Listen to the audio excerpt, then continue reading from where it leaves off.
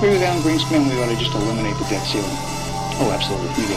The ability of almost every working American to access more credit than they should have been able to masked the underlying fact that lower and middle class incomes were not rising. That's not a tenable strategy. Isn't now the time to eliminate it? Oh, we've been a long time ago to eliminate it. Let's put aside terrorism. Let's talk only about our own homegrown animals that are patrolling America right now. So it goes down to the simplest thing. Be prepared, be vigilant.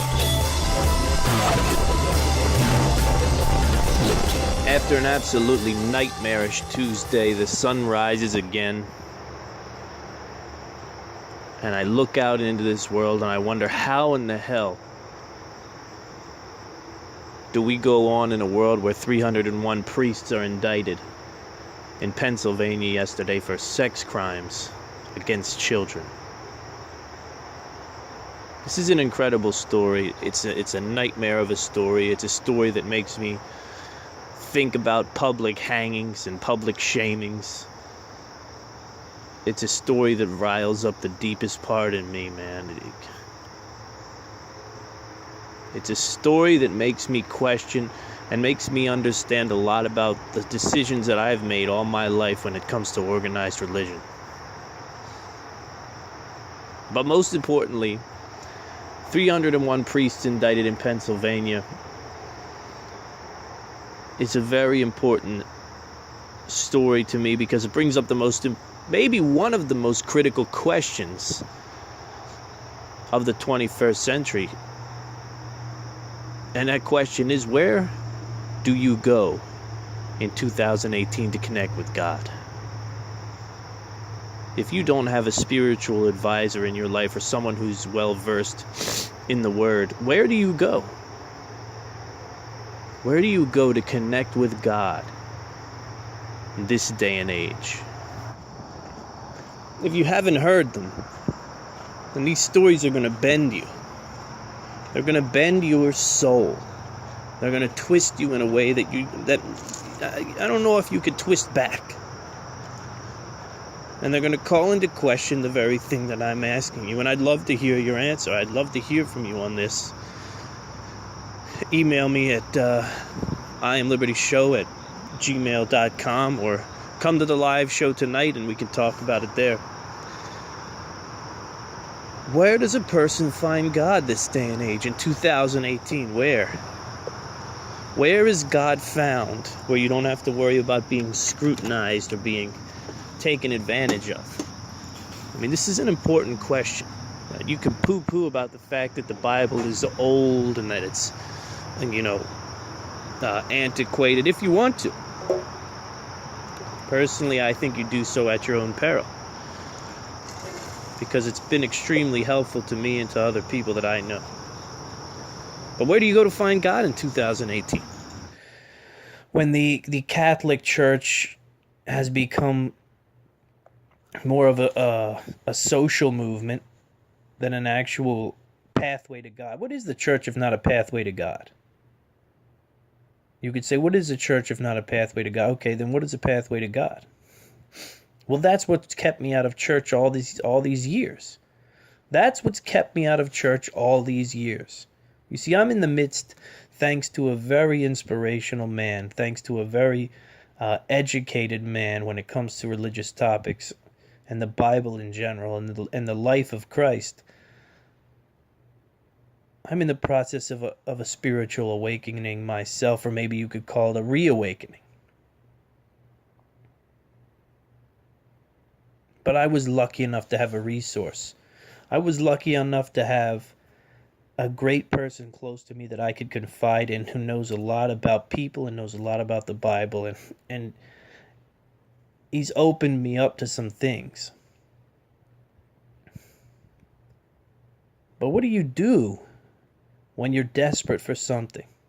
What do you do when the Snapchat and the filters and the selfies and the likes and the favorites and the videos and all the aesthetics wear out? For me, it's not something that I relish in. There's always something deeper for me. But there are hollow people out there in the world, lots of them. and they're suffering through terrible jobs and terrible relationships and horrible life choices and repercussions and consequences for doing things the way they knew they shouldn't do them, but they've done them that way anyway, and now they sit on an island all alone, sending half-naked Snapchat pictures to one another, right? Selfies. And my question in 2018, in times past, people that were out on these islands because of drugs, because of drinking, because of whatever, their upbringing, they could find a pathway to God, and they could wind up making sense of their life and maybe even turning their life around. But when you read these horror stories about what these priests have done, there's only one thing that comes to mind.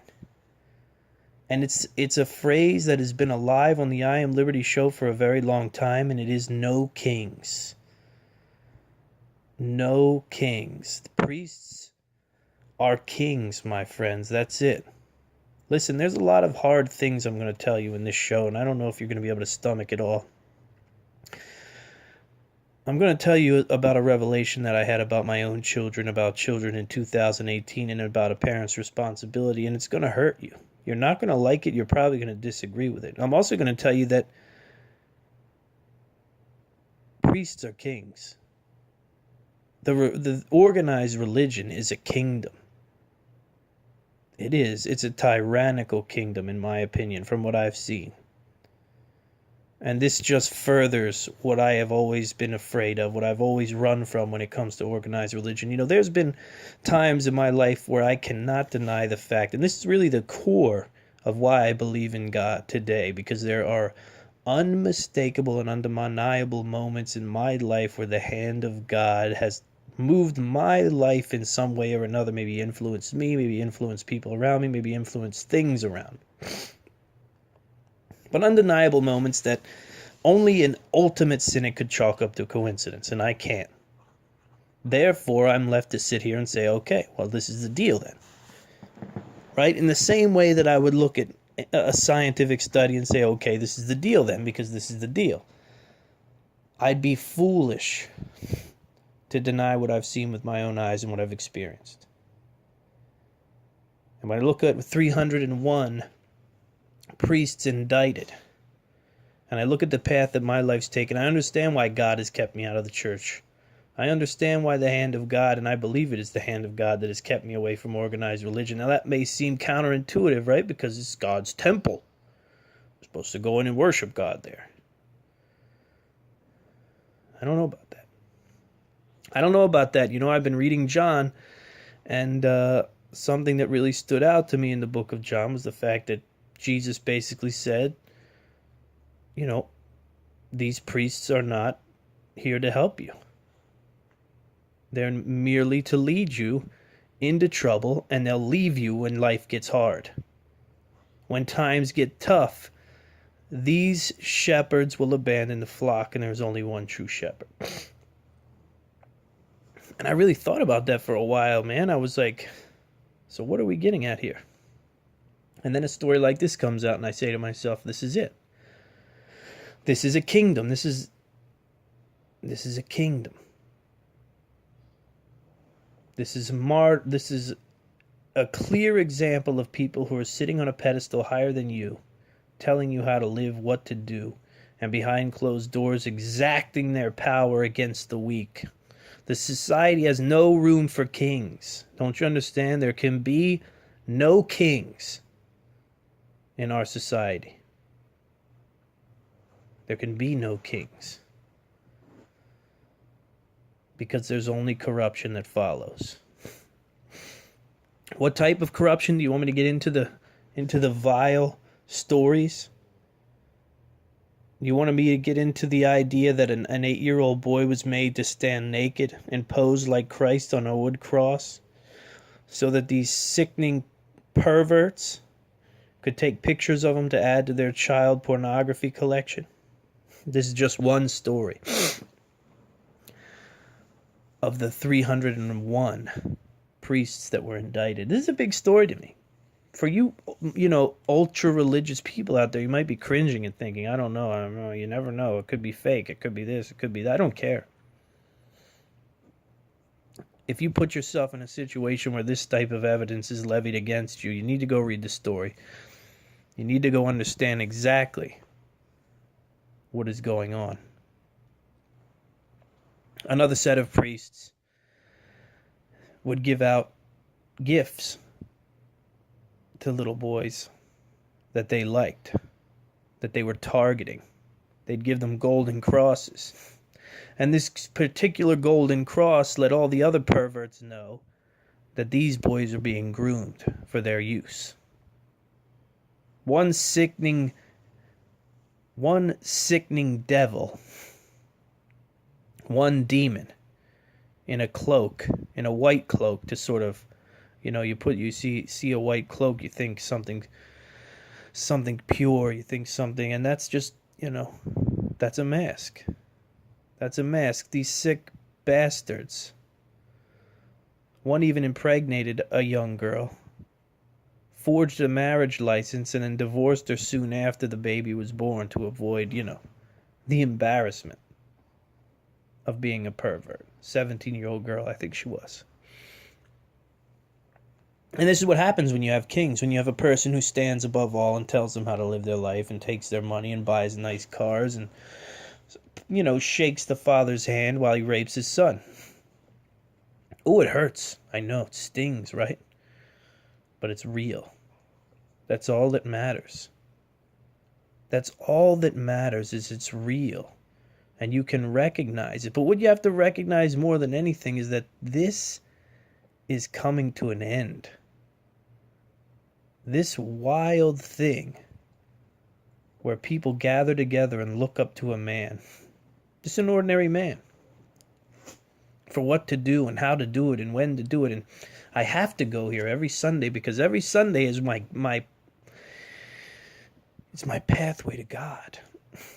And what has been most enjoyable about my recent talks and my recent exploration of the Bible again is the idea that I am my own pathway to God. Not only that, I'm starting to believe that it is our responsibility to get to him. It is our responsibility to read his word, if you believe it's his word. It's our responsibility to understand it. It's our responsibility to interpret it in a way that helps us be better. And I don't need a priest for any of that. I don't need a pretty building with stained glass for any of that. And I don't know if that's the point that's trying to be made. I could be looking too deep into this thing, but it comes at a time where this just seems to make a lot of sense to me. And it all goes back to no kings. And the no kings motto is echoed in the Bible. Right? In real life, you look at it, it makes sense, right? We don't want no Governor Chris Christie's sitting on the beach with their family because they shut the beach down. They shut the beach down because their big fat load of a father thinks he's the king of New Jersey. Remember this story? He shut the beaches down. There's no money to service them or whatever the reason was. Shut the beaches down, and then him and his family were seen immediately out on the beach, enjoying their big private stretch of beach. Kings. There's no room for kings in my world. I don't even like the word. I see it all the time. There's a book out, some guy's selling a book on how to be a man, and it's like the king's way or some shit like that. No, we're not kings. You're not a king. I'm not a king. You don't want to be a king. Because there's no freedom with kings. My son, we were listening to something before bed, and my son was asking me, why does he call God the Lord? I thought we don't like kings. Because he knows we talk about no kings, and we talk about kings through the ages and what they do, and we talk about modern kings.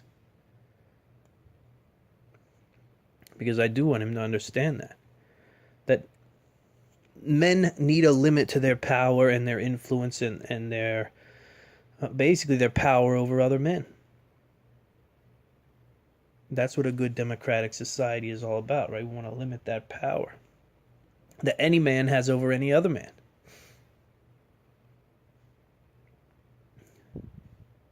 I'm sick over this story. I can't say it any more clearly, really. I'm sick over it, but I'm not very surprised. But it makes me insane to think that these children went through this. It makes me absolutely crazy to think about it. And it also makes me consider these weak laws we have towards child sex offenders. And I think it's time to... we may need to consult with the Middle East on how to deal with these child rapists, to be honest. We may need to look at our little weak, little, sissy laws. And we may have to consult with some of the monsters from the Middle East about what they do to people like this. Because this is a major problem. And any parent who has a child wrapped up in these whatever these strange church milestones are, these Catholic milestones, I don't know them.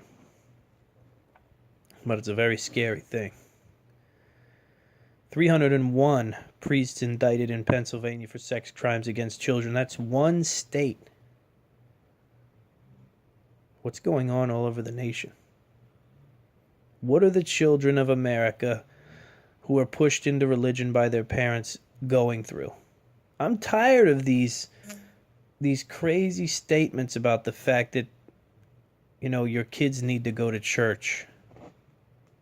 Your kids should be... Listen, if you want to take your kids to church and you have a good church, that's fine. Everything you do with your kids needs so much thought and consideration today. So my main point here is you have to find God yourself. That's the end of it. You can go sit around people and sing, have somebody tell you, crack a couple jokes up at the altar there and tell you how to live your life or whatever it is. But you really need to sit down, read the Bible, interpret it in a way that makes you a better person, and come to an understanding of why you aren't that good of a person, and maybe work towards getting better. That's it. That's the whole of religion. That's the whole of what God can do for you. He's not going to do miracles. He's not going to throw money in your bank account and things like that. Listen, when you get on this path where you want to throw kids into churches and throw altar boys and this whole thing and, summer sleepaway camp with the...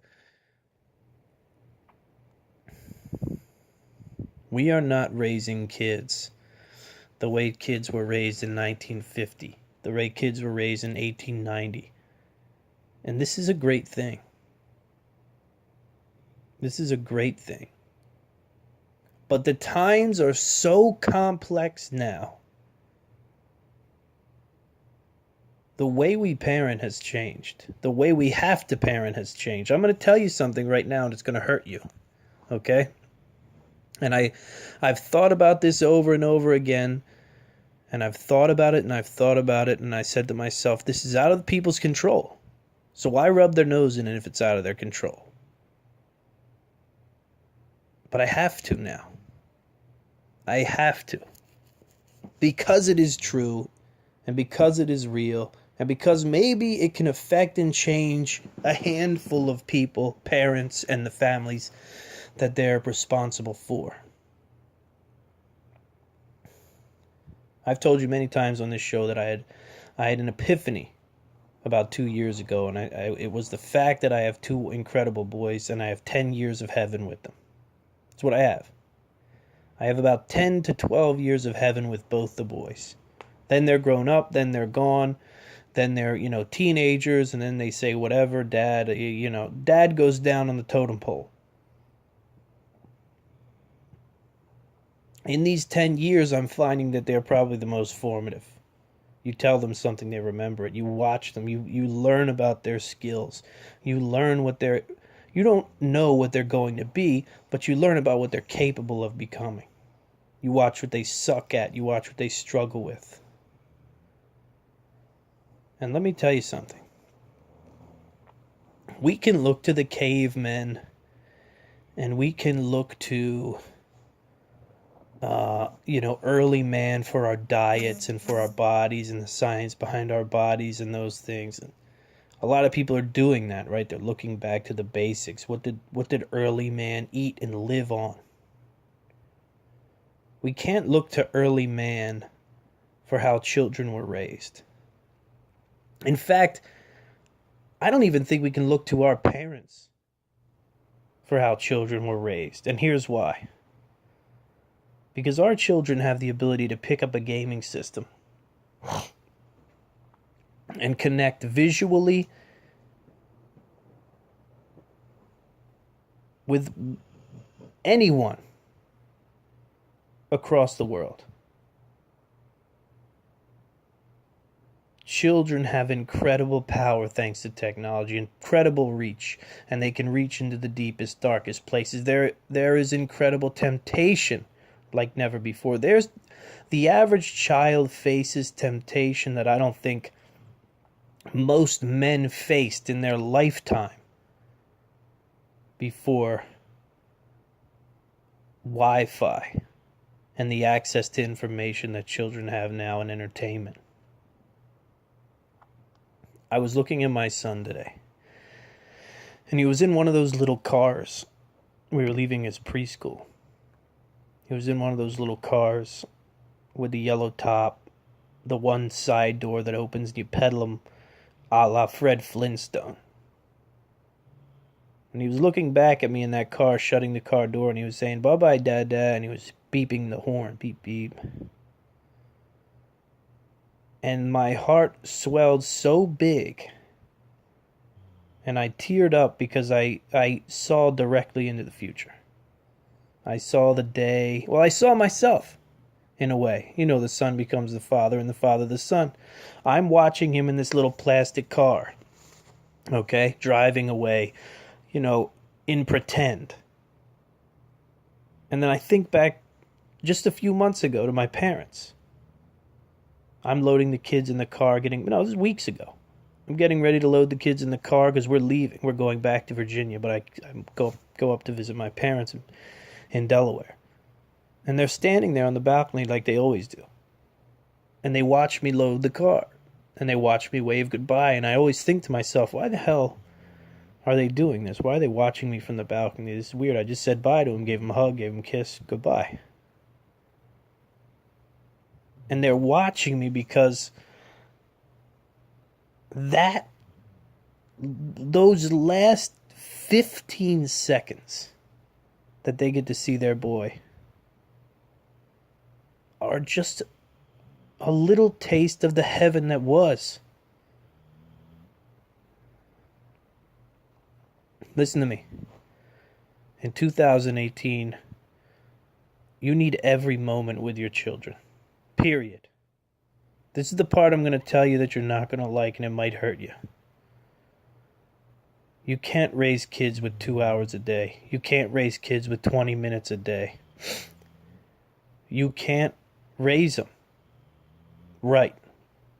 They might turn out all right.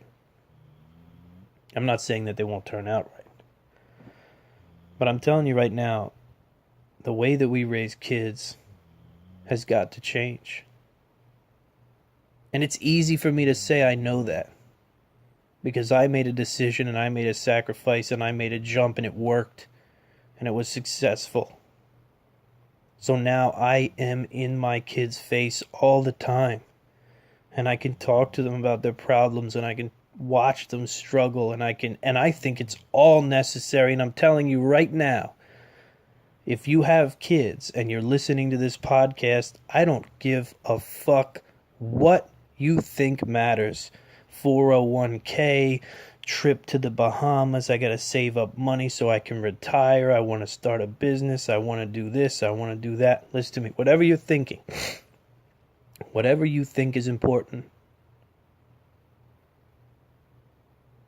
nothing is more important than the kids and having their dad or their mom in their face for those 10 years. Also, there is no reward that will be better in the rest of your life, and I know this from watching my parents. There's nothing that will even scratch the surface of those 10 years. They're 10 years of heaven. That's what I said to myself today. These are 10 years of heaven. This is what this is. It's never going to be better. You talk to parents, what do they say? Oh, it was so great when the kids were in the house. You talk to parents. I was telling my dad today, yeah, one day the kids leave. One day, he's talking to me about my kid. One day, they're going to pack up and they're going to leave and they're going to be gone. And you're going to be sitting there. 10 years of heaven. With all this information, all this technology, we're coming to understand so much about the human mind, the human psyche, what it is to be human, what it takes to be, successful. Who the hell is texting me at this hour? What you need to understand is this. Radical decisions need to be made to be with your children in these early years. That's all. And you could say, well, my mom did it. My grandmom raised 5 kids, and my granddad worked all day, 2 jobs. Listen to me. I'm not saying that your kids are going to turn out bad. I'm not saying that. All I'm telling you is, no one ever in the history of this game we call life has raised kids in the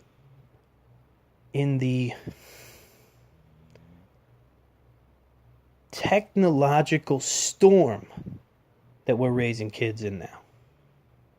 Never. No one. There is no book. You can't go buy a book. There's no fucking books written yet that can tell you how to deal with children who are growing up in a time of maximum entertainment, maximum technology, maximum stimulation, maximum isolation. But you have the power. If you're around, if you can be in their face, I'm going to tell you something right now. I've taken on some debt. Nothing considerable. Nothing that's going to be hard to pay off. But when months in business were hard for me, I sat there and I thought to myself, do I go back to a job? There's always the opportunity to make more money. There's always the opportunity to do more, to do better financially. Or do I take on some debt, even though I don't like the idea, but I get to stay in the orbit of my children for these crucial years? They may all go off the rails later in life. I don't know. Who knows? You never know. But all I can tell you is, whatever you need to do, this is what I would do. If I had to give one piece of information to parents all over America, it would be this. You got 2 cars, sell 1. You got a big house, downsize. You got big bills, you got big hobbies, you got big... Sit down, cut everything you can cut for a decade. This is all you have to do. All you have to do is radically reform your life for 10 years. And get in the face of your kids as often as you can. As often as you can. I was listening to Jordan Peterson talk about the average person has about or needs to put in about 20 minutes of one-on-one time with their kids per day. And I thought to myself, what in the fuck are we doing? 20 minutes of one-on-one time a day. I understand. I hear people out there, they probably turn the show off. They're probably, look, dude, I gotta work. I got bills. My wife wants to live in this kind of house and wants to do this and wants to do that. But hey, I don't know what to tell you. If you're in a situation like that, I don't know what to tell you. I'm not telling you I have the answers. I'm just telling you, you got 10 years. You've got 10 years of heaven. You've got 10 years to build a person who's formidable and can roll out into this world, because the world that they're in now is going to be nothing compared to the world they have to face later. You've got 10 years. You may disagree with me. I know this hurts a lot of you out there. I know it makes you feel really bad because you work. And you get up every day and you go to work and you work all day and you come home and you've got nothing left. You eat a meal, you take a kid to a hobby thing, you bring him home, you fight with him to get in the bath, and then before you know it, he's asleep. She's asleep. That's you as a parent. So what was your dad like? I don't know. We fought a lot. He'd take us places on the weekend. Sometimes. What? Where we are in society with technology and the understanding of the things that we understand, is that what parents should be? Should parents be a blip in the face of their kids while they sit in daycare all day, while they sit in school all day, then go to aftercare and bang their head against the wall? And then they get a parent who comes home who's only paying 20% attention to them because they're giving their phone 40% and they're giving their other problems 40 more percent. All I'm telling you is this, and I'm not saying it because I got lucky.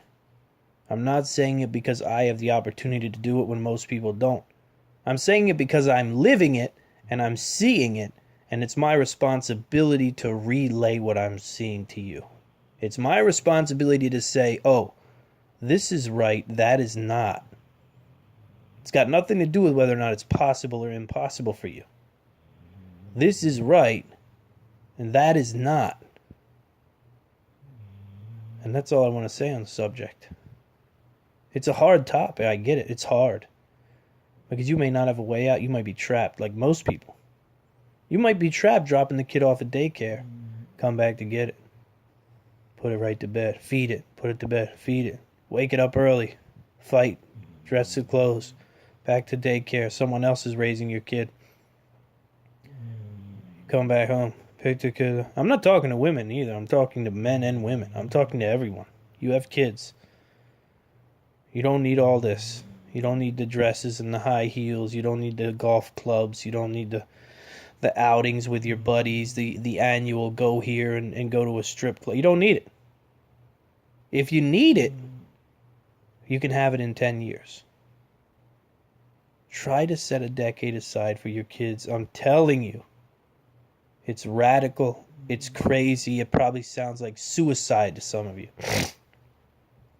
What, am I just going to give up my good job and fucking just stop? I don't know, man. I don't have the answers. All I can tell you is what I have is priceless. If it cost me $100,000 to do what I'm doing right now, I'd still do it. Don't you understand? I'm lucky enough to be making money, paying bills, right?